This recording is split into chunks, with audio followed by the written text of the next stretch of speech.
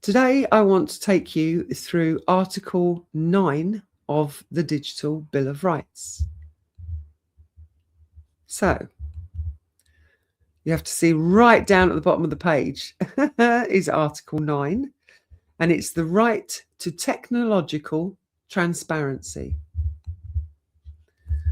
So, point 1.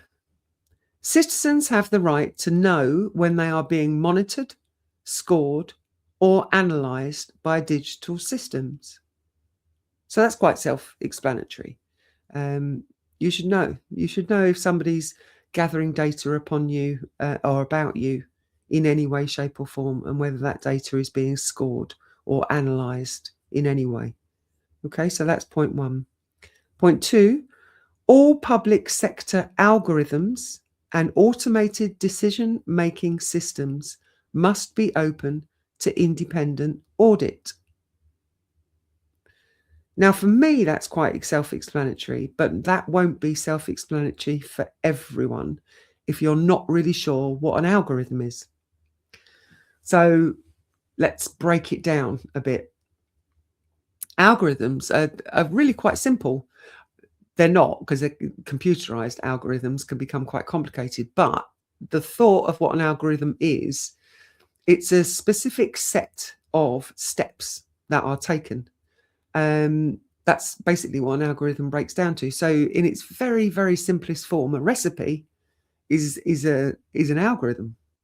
So you take certain steps to do certain things to have an end product. That's an algorithm. That's what you're following. So from the basic point of view, that's what an algorithm is. Now, when it comes to digital systems, algorithms work in the same kind of way. So you give the digital system data, and it will take certain steps to then see maybe what your preferences are for something or what you are trying to achieve. It will deduct that that's what you need to see. It will take certain steps. The algorithms take certain steps to present you with what the digital system believes you are looking for. So that's how an algorithm is supposed to work. But that's not how algorithms actually work. So let's take social media, for example. If you're on social media and you watch certain things, you'll find that all of a sudden you're seeing that come up all the time on your feed. And that's because the algorithm has basically deduced that that's what you want to see. So if you're doing research and you're doing research into a topic that's, I don't know, maybe a bit off the wall, a bit strange, it's not something you're into, but you're doing research on it for a project for some reason, then regardless of that, because you fed that data into the digital system, that algorithm will continue to show you stuff that you don't want to see. It will anticipate that that's what you are into, that's what you're interested in.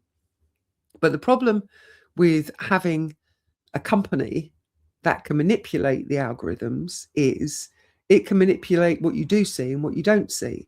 So when it comes to public sector algorithms, they can produce bias. There can be bias over sex, there can be bias over age, there can be bias over ethnicity. So this means, this part of the article means that any of the algorithms and automated, so what we've just been talking about, the automated systems, must be open to independent audit. And independent audit means independent of the organization that holds those systems. So not governmental, independent audit. Okay. Point 3.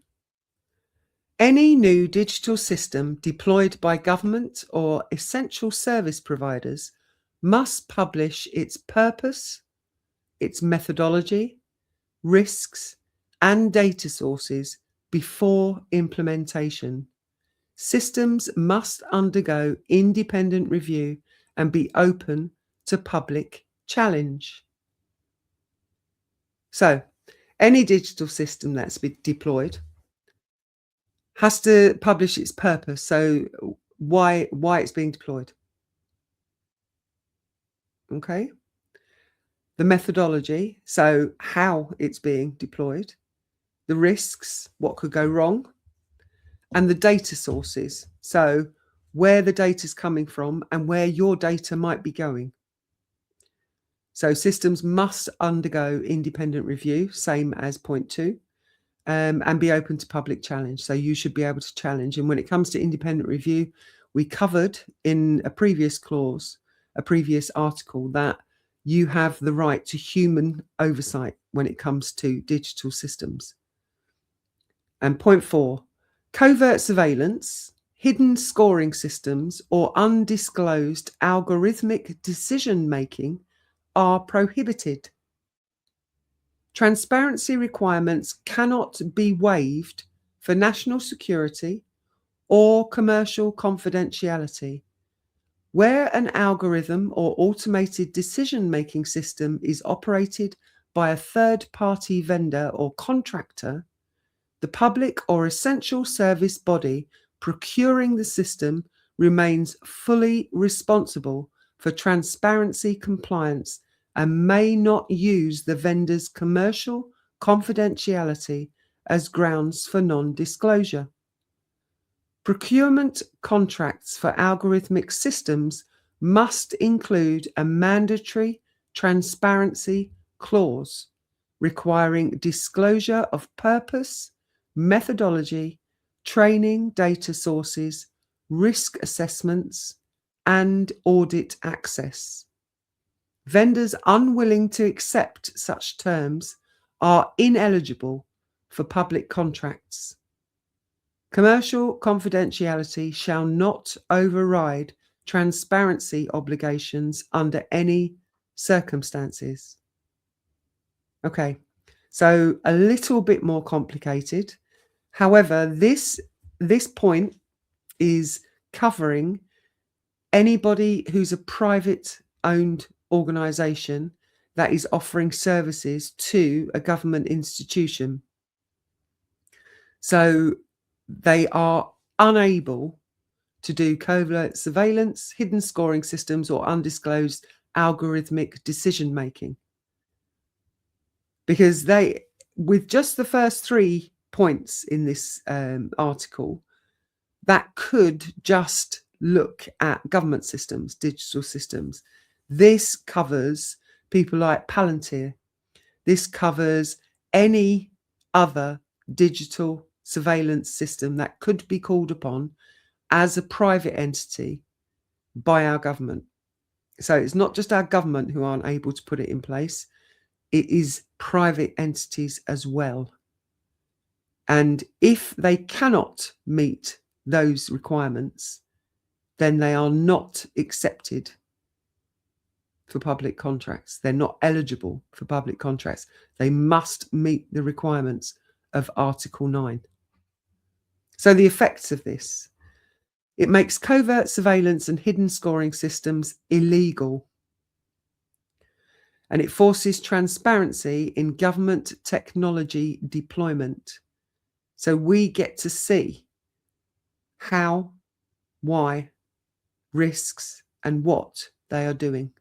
This is total transparency. And that is Article 9.